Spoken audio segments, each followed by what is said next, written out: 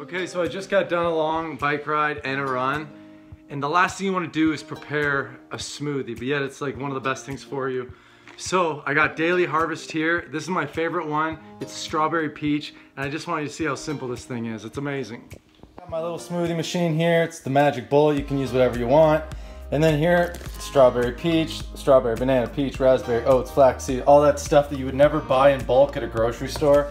It's awesome, it's all prepared. Open up the lid, bam, look at how fresh that is. You open this up like this. Oh my goodness, there it is, look at that. All that goodness, I'm gonna pour it in the cup, and we're gonna have a great smoothie in like 3 seconds.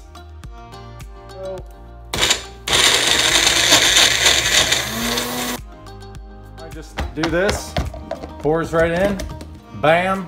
You've got yourself a smoothie, put the lid back on, put a straw in there, and you're ready to go. Daily Harvest, click on my link.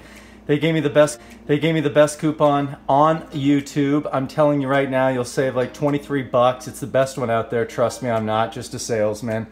But I really do use this stuff. It's amazing. You should use it too, especially if you're an athlete.